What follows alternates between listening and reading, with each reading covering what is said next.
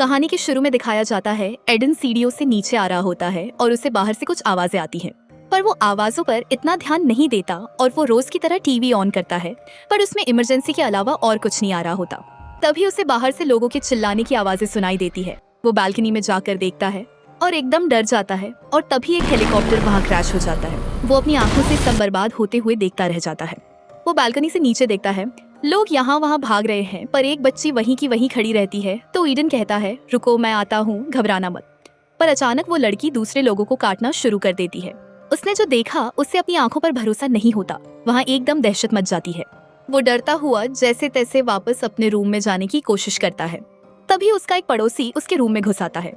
Aiden को लगता है वो भी कोई ज़ॉम्बी है, तो वो उसे भगाता रहता है, पर वो कहता है, मैं ज़ॉम्बी नहीं हूँ और तुम तो मुझे जानते हो, प्लीज भरोसा करो। फिर वो वॉशरूम जाने के लिए कहता है। जैसे वो पीछे मुड़ता है, एडन देख लेता है कि इसे भी किसी ज़ॉम्बी ने काटा हुआ है, तो वो अपने बचाव के लिए चाकू उठा लेता है। तभी उसका पड़ोसी बाथरूम से बाहर आता है और कहता है, मेरा भरोसा करो, मैं वो नहीं हूँ। और उसकी आंखें धीरे धीरे लाल होने लगती है।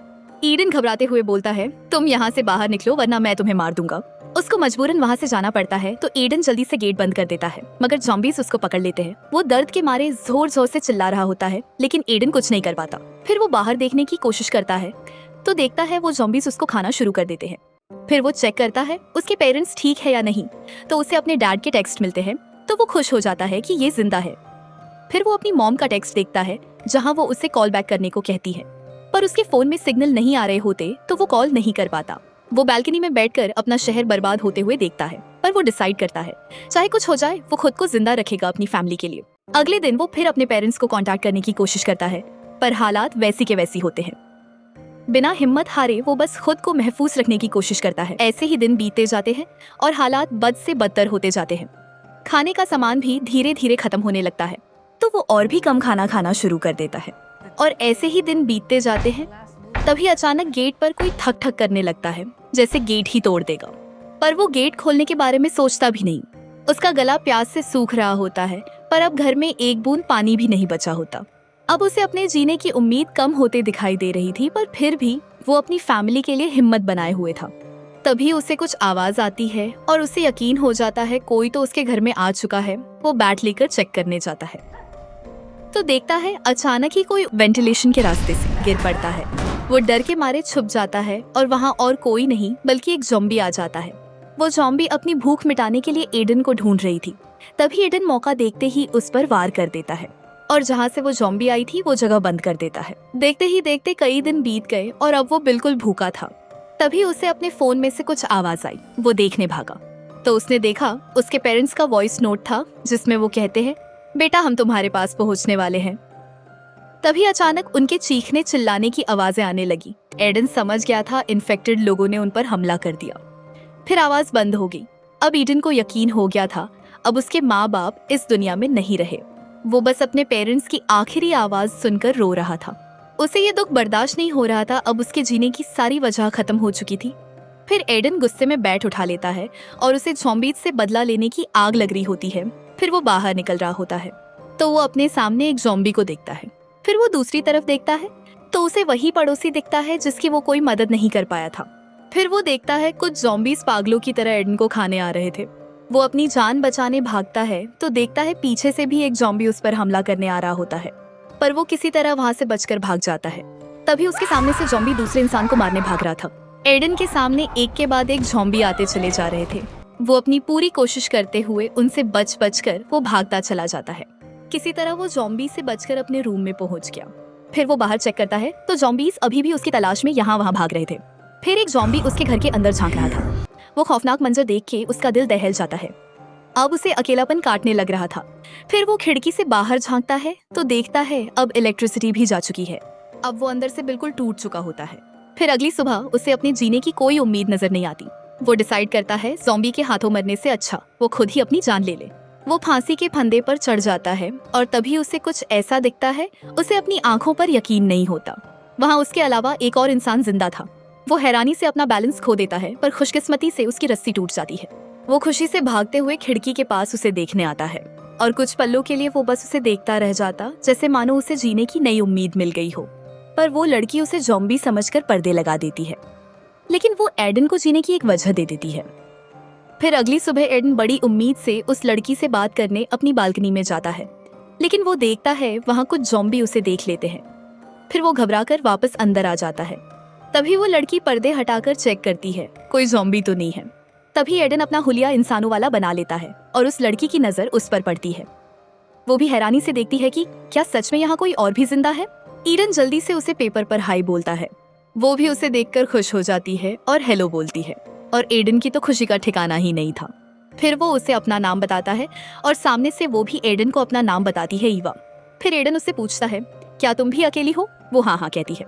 फिर वो उससे खाने पीने के लिए पूछता है तो उसके घर भी खाने का सामान खत्म हो चुका होता है। फिर वो कहता है, मेरे पास पीने का इंतजाम है। तभी अचानक ज़ॉम्बीज के आने का शोर सुनाई देने लगता है। ईवा जल्दी से पर्दे लगा रही होती है। तभी एडन पूछता है, हम कल बात कर सकते हैं क्या? वो हाँ में जवाब देती है। फिर दोनों बाएं बोलकर चले जाते हैं। रात होते ही बारिश शुरू हो जाती है। एडन बर्तनों में पानी इकट्ठा कर लेता है और बहुत दिनों बाद नहा धोकर शेविंग कर लेता है। अगले दिन उसका चेहरा चमक रहा होता है। वो उसे देखते ही पसंद करने लगती है। तभी वो लोग खाना ट्रांसफर करने का इंतजाम करते हैं और ईडन एक बॉल के जरिए वहाँ रस्सी फेंक देता है और ईवा उसे पकड़ लेती है। फिर वो रस्सी को अपनी बालकनी से बांध देते हैं और ईडन पानी की बॉटल्स ट्रांसफर कर रहा होता है। तभी एक ज़ॉम्बी उन्हें देख लेता है और भूखे जानवरों की तरह ईवा के पास जा रहा होता है। तभी एडन आता है और देखता है एक ज़ॉम्बी ईवा की बालकनी की तरफ भागे जा रहा है। तभी एडन कांच की बोतल ज़ॉम्बी पर फेंक देता है। फिर ज़ॉम्बी उसे गुस्से में देखता है और ईवा को छोड़कर अब एडन की तरफ भागना शुरू कर देता है। अब दूसरी तरफ ज़ॉम्बीज एडन का गेट तोड़ना शुरू कर देते हैं। ईडन दोनों ही तरफ से बिल्कुल फंस चुका होता है। उसका दिमाग काम करना बंद कर देता है। ईवा कोशिश करती है ध्यान भटकाने की, पर वो ज़ॉम्बी एडन की ही तरफ बढ़ता चला जाता है। अब वो ज़ॉम्बी एडन की बालकनी तक आ चुका था, पर तब तक एडन बालकनी लॉक करके अपना मेन गेट बचाने की कोशिश में लग जाता है। तभी उसकी नजर खिड़की पर पड़ती है जहाँ से उसे ज़ॉम्बी दिखाई दे रहा होता है, और अब ज़ॉम्बी भी उसे देख लेता है और कुछ देर तक वो उसे घूरता रहता है।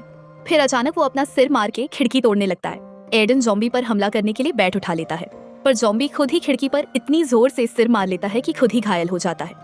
एडन मौका देखते ही उसको मारने लगता है, तो खून की कुछ छींटें उसकी टी शर्ट पर लग जाती है और वो घबराकर अपनी टी शर्ट उतार देता है। फिर देखते ही देखते रात हो जाती है और एडन अब भूख से बेहाल हो रहा होता है। उससे अब भूख बर्दाश्त नहीं होती, तो वो पड़ोस के घर से कुछ खाने का सामान लेने निकल पड़ता है। फिर वो अपने ज़ॉम्बी पड़ोसी की जेब से उसके घर की चाबियां निकाल लेता है। तभी एडन को कुछ ज़ॉम्बीज के आने की आवाज आती है। अब एडन बुरी तरह फंस चुका था, लेकिन वो अपना दिमाग चलाता है और एक लाश बनकर लेट जाता है। उसका ये आइडिया काम कर गया था। फिर जैसे ज़ॉम्बीज आगे निकल जाते हैं, ईडन बड़ी चालाकी से अपने पड़ोस का घर अनलॉक करके अंदर चला जाता है और ज़ॉम्बीज बस गेट पीटते रह जाते हैं। फिर वो देखता है गेट पर और दीवारों पर खून के निशान होते हैं। फिर वो रूम में जाता है तो उसे एक लड़की की लाश दिखाई देती है। वो उस पर बॉल फेंककर चेक करता है ये जिंदा तो नहीं, पर वो मर चुकी होती है। फिर एडन किचन में जाकर चेक करता है और फ्रिज खोलकर देखता है तो खाने का काफी सामान मिल जाता है। फिर उसे किचन में जो भी खाने का सामान दिखता है वो सब बैग में रखना शुरू कर देता है। वहाँ उसे और भी जरूरत का सामान दिखता है, जिसे रखने के लिए वो एक बैग ढूंढने उनके रूम में जाता है। वो बेड के नीचे रखा हुआ एक बैग निकाल रहा होता है। फिर जैसी वो रस्सी निकालने जाता है, वो देखता है वो लाश उससे घूरे जा रही थी।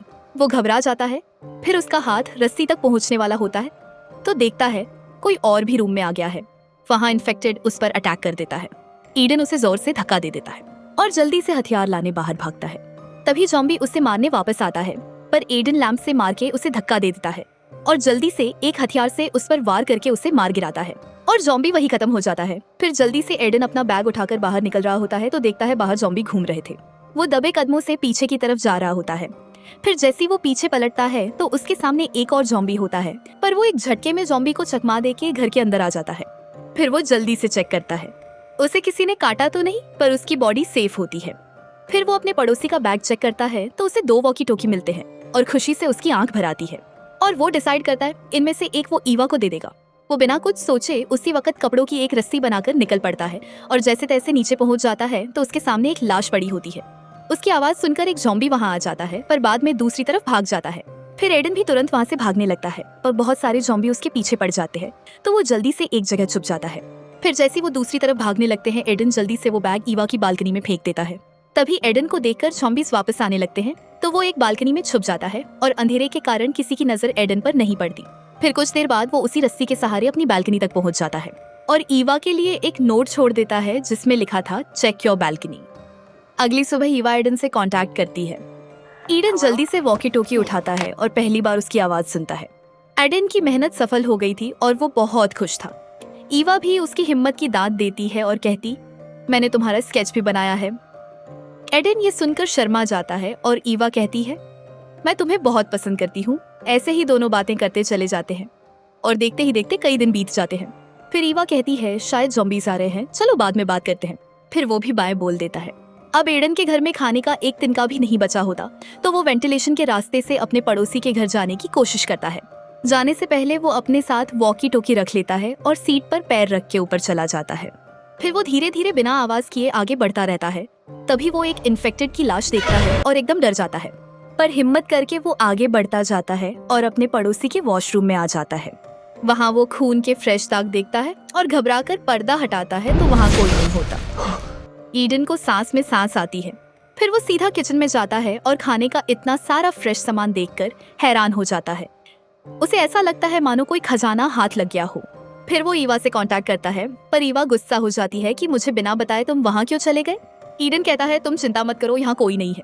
इस पर ईवा कहती है, मैं अभी आ रही हूँ तुम्हारे पास। तो एडन उसे शांत करते हुए कहता है, तुम बिल्कुल भी बाहर मत निकलना और मैं प्रॉमिस करता हूँ जल्द ही ढेर सारा खाना लेकर मैं तुम्हारे पास आऊंगा। तो ईवा उसकी बात मान लेती है। फिर एकदम एडन को किसी के चिल्लाने की आवाज आती है घर में, तो वो देखने जाता है क्या कोई और भी वहाँ है। फिर वो एक रूम में पहुंचता है और देखता है कमरे की दीवार से होता हुआ एक रास्ता जा रहा था। उसे कुछ समझ नहीं आता, इतने में कोई उसके पीछे आ खड़ा होता है। वो दोनों एक दूसरे को ज़ॉम्बी समझते हैं। फिर वो आदमी पूछता है, क्या मैं सच में किसी इंसान को देख रहा हूँ। इस पर एडन कहता है, हाँ मैं इंसान ही हूँ, यहाँ बस खाने की तलाश में आया था, मेरा विश्वास करो।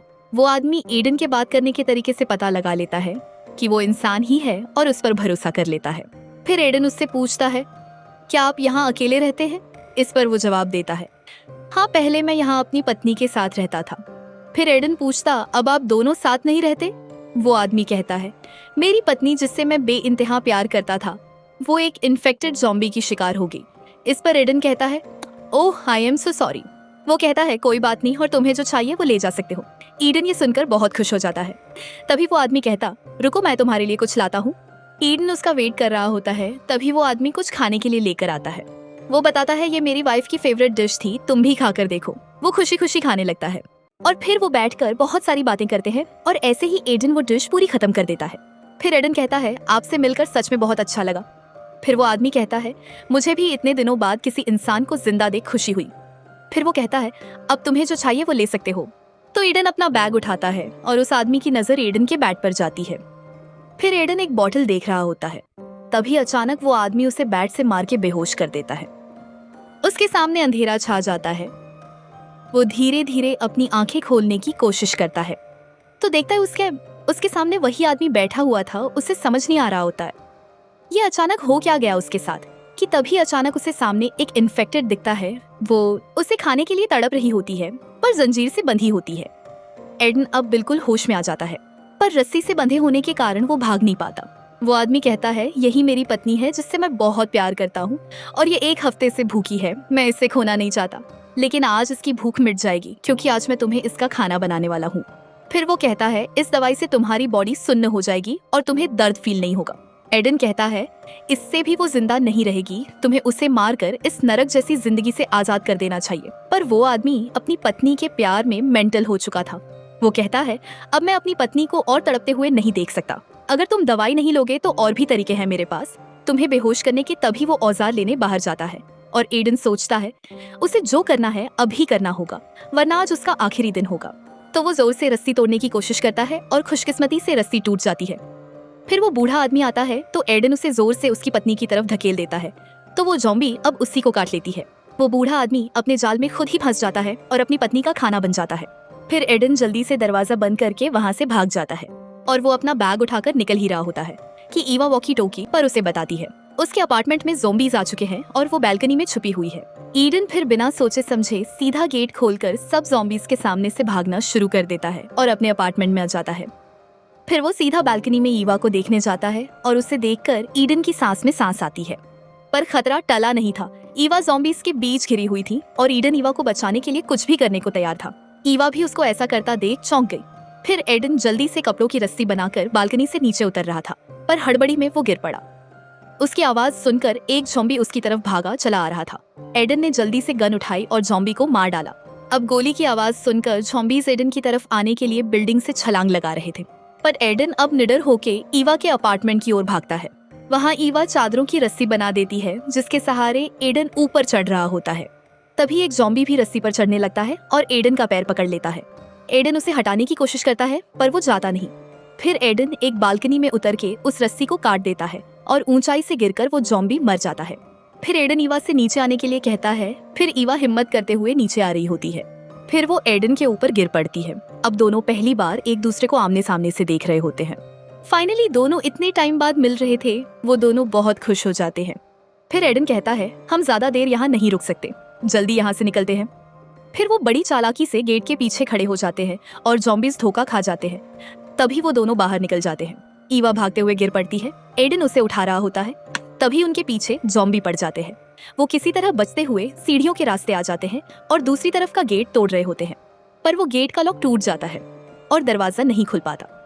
तभी उन्हें किसी की आवाज आती है तो ईडन जाकर देखता है तो उसे वही बूढ़ा आदमी दिखता है जो बस मरने ही वाला था। ईडन कहता है, चलो हमें इससे घबराने की जरूरत नहीं। फिर जब वो दोनों ऊपर आ जाते हैं तो तभी एक ज़ॉम्बी ईडन पर हमला कर देता है और उसे काटने की कोशिश करता है और दोनों सीढ़ी से गिर जाते हैं। पर वो ज़ॉम्बी फिर भी एडन को नहीं छोड़ता तो ईवा हिम्मत करके उस ज़ॉम्बी पे वार करके उसे मार देती है। फिर वो दोनों वहां से भागने लगते हैं एडन के अपार्टमेंट जाने के लिए और रास्ते में जो भी इन्फेक्टेड आते हैं सबको मारते हुए आगे बढ़ते रहते हैं। तभी अचानक ईवा पर एक ज़ॉम्बी अटैक कर देता है, पर एडन उसे बचा लेता है। फिर जैसे ही वो अपने अपार्टमेंट में जा रहे होते हैं, एक स्ट्रॉन्ग इन्फेक्टेड उनकी तरफ आ रहा होता है तो एडन ईवा को अंदर भेज देता है और खुद उस ज़ॉम्बी से अकेला लड़ने के लिए तैयार हो जाता है। ईवा बहुत डरी हुई होती है क्योंकि उन दोनों की जोर जोर से चिल्लाने की आवाज आ रही होती है। फिर वो ज़ॉम्बी अंदर घुसने की कोशिश करता है, पर एडन उसे बाहर खींच देता है और गेट बंद कर देता है। अचानक ही वहाँ सन्नाटा छा जाता है। फिर एडन अंदर आ जाता है और दरवाजे को फ्रिज से ब्लॉक कर देता है और ईवा को अपने पास आने से मना कर देता है और कहता है, शायद अब बहुत जल्द मैं भी इन्फेक्टेड हो जाऊंगा, पर इससे पहले तुम मुझे मार दो। इस पर ईवा रोते हुए कहती है, तुमने मेरी जान बचाई है एडन, मैं तुम्हें कभी नहीं मार सकती। तो एडन बालकनी में जाने लगता है, खुद ही कूदकर अपनी जान लेने। ईवा उससे कहती रहती है, प्लीज मत जाओ एडन, मैं तुम्हारे बिना नहीं रह पाऊंगी। एडन कहता है, तुम मेरी किचन में वेंटिलेशन के रास्ते से जाओगी तो पड़ोस के घर में काफी खाने का सामान मिलेगा। फिर वो टी शर्ट उतारता है तो ईवा देखती रह जाती है क्योंकि उसके शरीर पर काटने का कोई भी निशान नहीं था। फिर एडन नीचे आ जाता है और वो दोनों खुश हो जाते हैं और डिसाइड करते हैं, जब तक ये सब खत्म नहीं हो जाता हम एक दूसरे के साथ रहेंगे। कुछ दिन बाद इलेक्ट्रिसिटी और सिग्नल आ जाते हैं और न्यूज़ में बताया जाता है इस वायरस की वैक्सीन बन चुकी है और सब वापस नॉर्मल हो जाता है।